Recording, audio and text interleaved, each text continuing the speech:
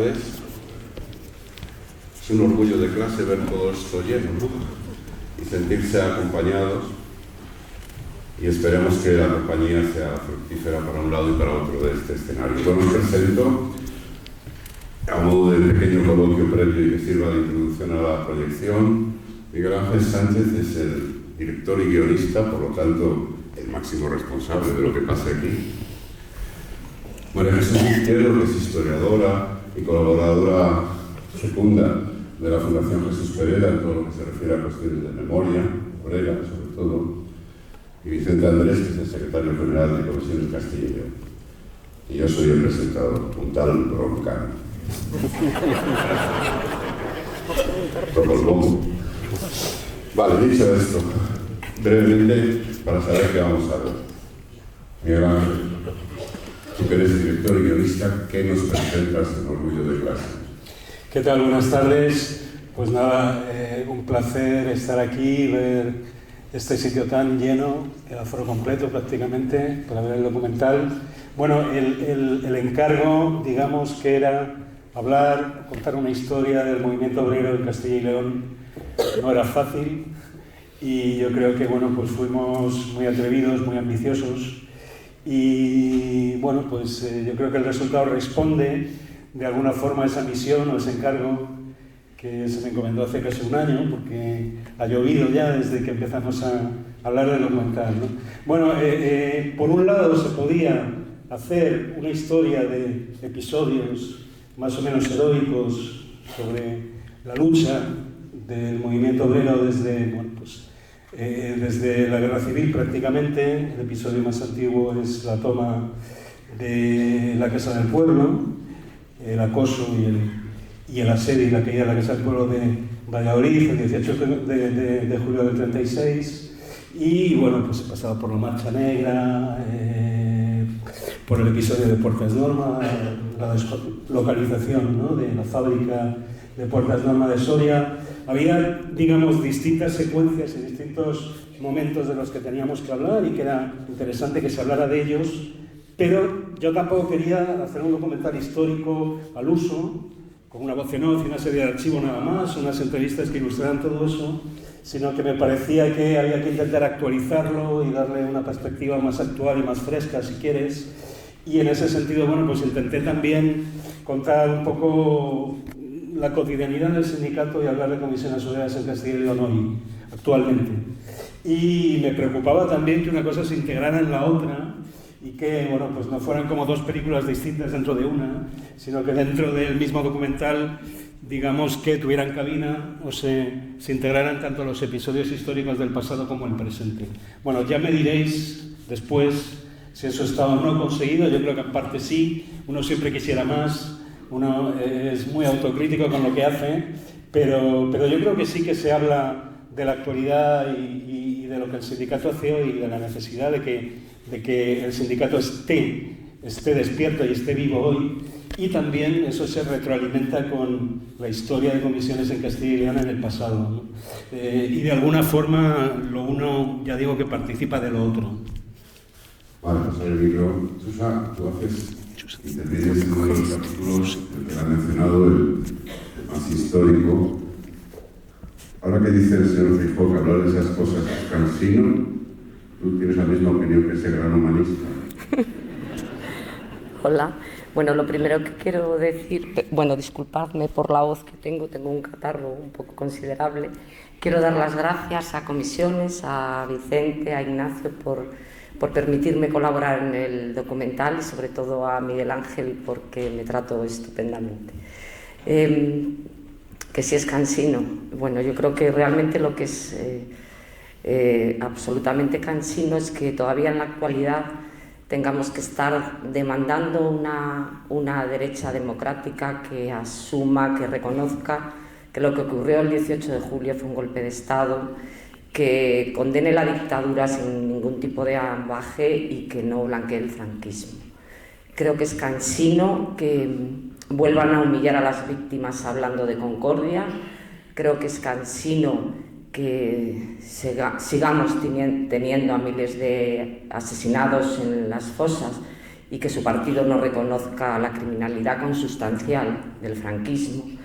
Me parece indecente que dirija un partido que dice amar tanto a España y que no dignifique a las patriotas y a los patriotas que fueron asesinados por defender la legalidad, la justicia, la igualdad y la libertad.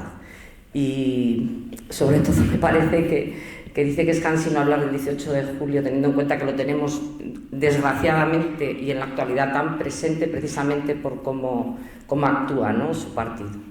Quien realmente yo creo que están cansados y cansadas son las víctimas, son las asociaciones memorialistas, ¿no?, que todavía tengamos que seguir peleando y luchando por la verdad, la justicia y la reparación. Bueno, Vicente, iba a decirnos que íbamos a hacer películas, ¿verdad? El cine es una herramienta sindical. ¿Tú crees que tenemos que utilizar otras formas de comunicación que hasta ahora no habíamos explorado, a lo mejor? Bueno, antes de contestar a eso, quería dar las gracias a los que han asistido, si me lo permite el broncano.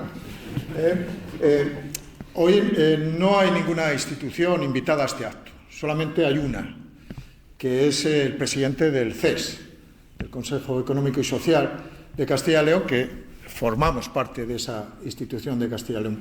Los demás son organizaciones sociales, organizaciones políticas de izquierdas, las tres que están hoy aquí representadas, el Partido Socialista, Izquierda Unida, Podemos, y sobre todo simpatizantes y compañeros, amigos y amigas de comisiones obreras y cuadros dirigentes de prácticamente todos los sectores y de todas las federaciones.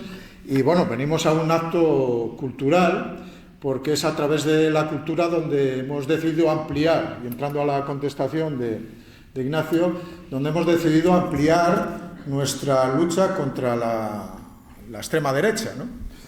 Y nace la idea cuando un día Miguel Ángel vino a presentar un documental muy potente que está colgado en la televisión, que ha salido en televisión española, Los 10 para la libertad, que versa sobre el proceso 1001, fundamentalmente como elemento central de ese documental, ¿no? Y vimos que efectivamente un tema que nos desgañitamos de plantear cosas contra la dictadura, lo malo que era Franco, y obviamente no vamos, es indiscutible, ¿no? Pero yo vi en ese documental cómo era fácil deducir, que para nosotros es una cosa sencilla, que por reunirse, hacer una reunión de 10, 12, 15 dirigentes de una organización social, te metían a la cárcel, ¿no? Y es tan sencillo como eso, y nosotros nos desgañitamos, pero en gritar contra la dictadura, otros, Gallardo aquí estos días defendiendo y haciendo apología del franquismo en las Cortes, bueno, pues nos parecía que era ampliar nuestro kit de lucha contra la extrema derecha. Hemos estado en las calles, manifestaciones importantes, hemos estado en los tribunales, estamos ganando algunas sentencias, otras no, pero nos valen igual. Hemos estado en las instituciones europeas, mundiales, españolas, pero nos faltaba otro elemento, que llevamos 2 años de lucha contra esta gente y teníamos que introducir elementos nuevos, ¿no? Es cierto que luchar contra la extrema derecha en el momento actual, contemporáneo, del siglo XXI, para nosotros era difícil porque después de muchos años que estaban fuera de las instituciones han vuelto, ¿no? Y no teníamos un referente como plantear esa lucha contra esta gente, que lo que venían, lo dijeron, y su tarjeta de presentación es que no pararán hasta meternos en la cárcel a los sindicalistas de comisiones obreras y de otras organizaciones sindicales. Eso fue la tarjeta de presentación, lo cual venía obviamente a enviarnos a la, no sé, ilegalidad democrática, que es un palabra incongruente entre sí mismo, ¿no? Pero bueno, venían a minimizarnos a la mínima expresión. De hecho, tomaron medidas muy duras contra las organizaciones sindicales, insultos permanentes, llamarnos ladrones, que devolvamos el dinero, es decir, ha sido un ataque visceral contra el sindicalismo libre y teníamos que responder, teníamos que defendernos. Lo hemos hecho, pero esto nos vino muy bien para ampliar desde el mundo de la cultura nuestra lucha contra la extrema derecha, es decir, para defender nuestro derecho democrático. Y la verdad es que yo creo que la película está muy bien conseguida. Es difícil articular un documental para una comunidad como la nuestra, pero yo creo que lo ha conseguido Miguel Ángel, creo que ha hecho buen trabajo y bueno, pues es la nueva herramienta. También hicimos otra movilización desde la cultura el día 10 de febrero de este mismo año, ya casi va a ser un año, el Día de los Goya, que también decidimos salir a la calle para llamar la atención.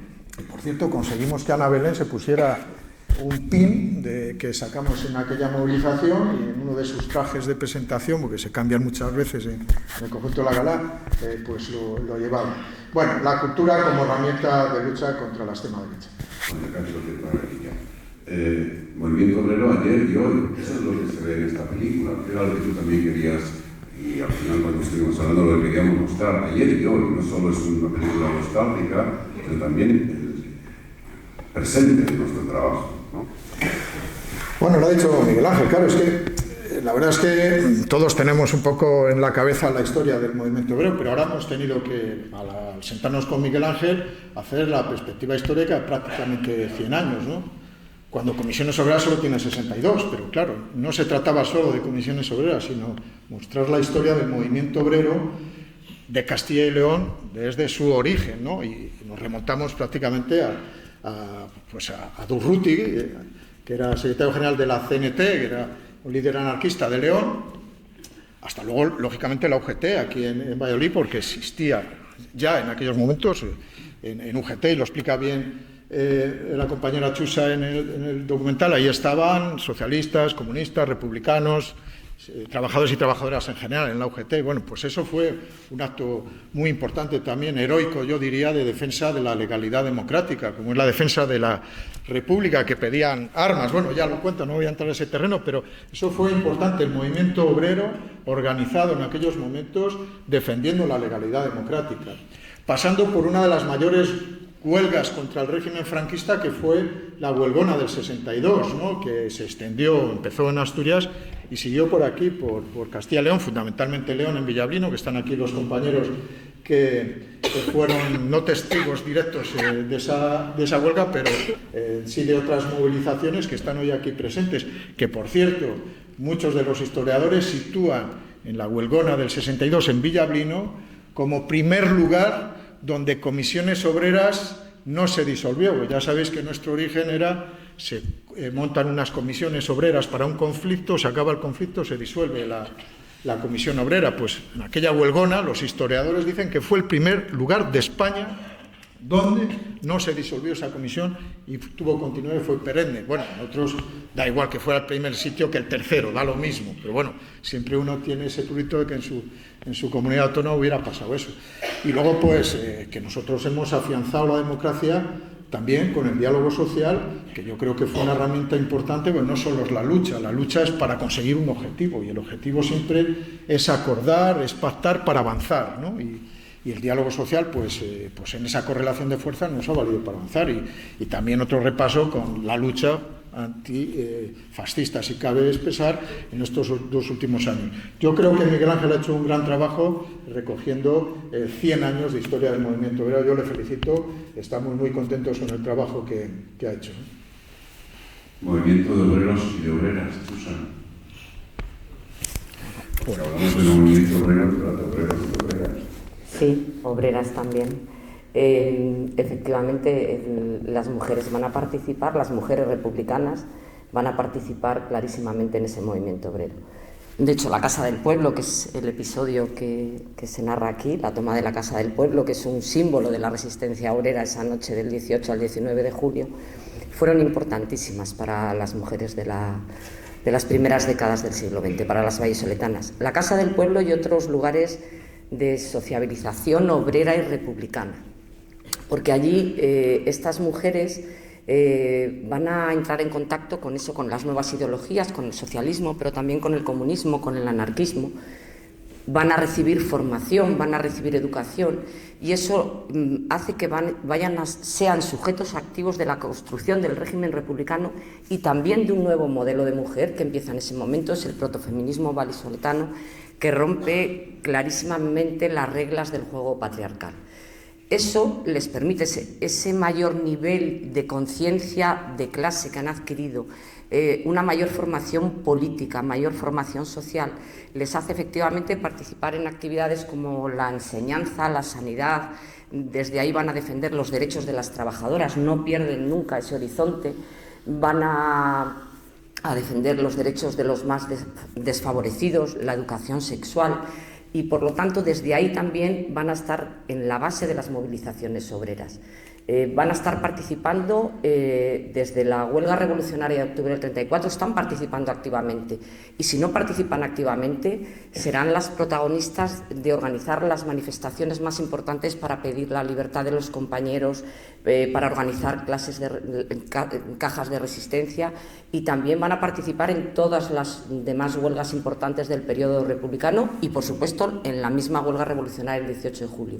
Y por eso participan también en la resistencia de la Casa del Pueblo. Ahí están, por lo menos hay 38 mujeres que están implicadas en ese proceso, con sus hijos, porque además ellas van a ser las transmisoras de esa conciencia de clase, muchas veces también a los hijos, y por ello van a ser también represaliadas exactamente igual que sus compañeros. Bueno, para acabar, Miguel Ángel, un documental siempre es algo didáctico, algo pedagógico, no es una ficción, no es un invento. Por lo tanto, hay un mensaje, hay una enseñanza que en cierto modo está en el título. ¿Tú crees? Ahí ya se concentra todo ese sentido didáctico que quisiste dar a la película. Sí, yo soy un gran defensor de los buenos títulos. Me parece que el título es importante porque el título debe contener, creo yo, de alguna manera, a modo de haiku, ¿no? Como una síntesis de lo que la película cuenta. En este caso de lo que el documental cuenta, y es verdad que en el espíritu del proyecto, en el embrión del proyecto, estaba de alguna manera la de reivindicarnos frente al ataque del enemigo, a tener la sensación de que el enemigo estaba a las puertas. Entonces, hablamos de hace casi un año, como decía antes, no casi a las puertas, sino realmente había entrado ya, ¿no? Digamos que Vox estaba en el gobierno de coalición de Castilla y León. Entonces, en esa proyección de 10 para la libertad a la que Vicente se refería antes, yo recuerdo que Vicente nos acompañó a la estación de tren después de la proyección, muy gentilmente, a Bruno Estrada y a mí, que por cierto quiero dar las gracias a mi amigo Bruno, que de alguna forma está en el origen también de este proyecto, de este documental. Bueno, pues nos acompañó Vicente. En Vicente yo creí reconocer entonces una cercanía, una generosidad, una humanidad a la que quizá no estamos muy acostumbrados a ver entre la clase política o entre los dirigentes políticos, y le noté realmente afectado y realmente preocupado por el triunfo de la ultraderecha y porque pues tuvieran responsabilidades de gobierno y hubieran alcanzado esas cuotas de poder, ¿no?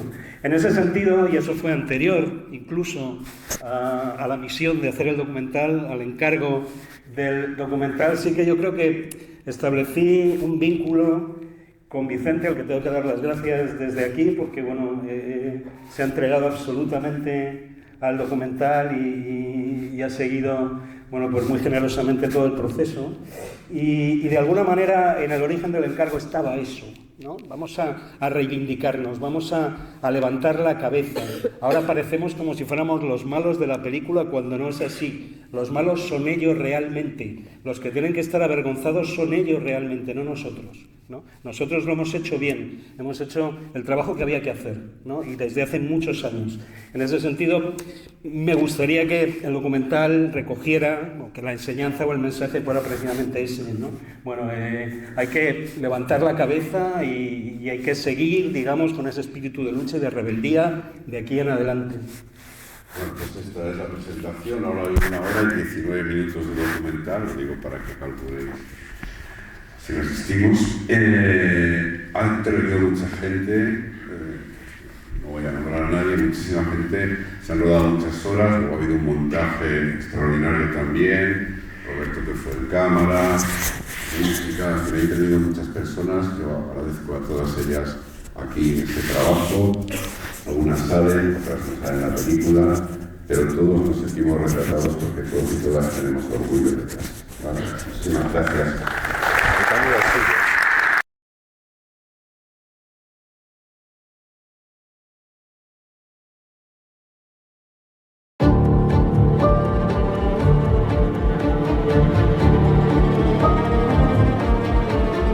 Soy el león, rugió la bestia en medio de la avenida.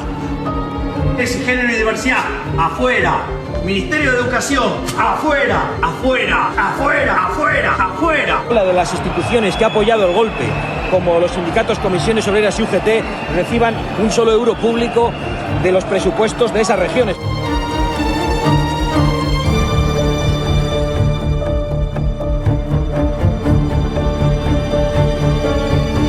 El fascismo, la ultraderecha, todo esto efectivamente hace temblar las bases del sistema democrático y del sistema social. Y si llegan a gobernar este país y la Unión Europea, será retroceder en derechos laborales, en derechos de las mujeres, en derechos de los servicios públicos, de la sanidad pública, de la educación pública. Está en riesgo realmente. No es derecha o izquierda, es que es democracia o semidemocracia lo que está en juego en estos momentos.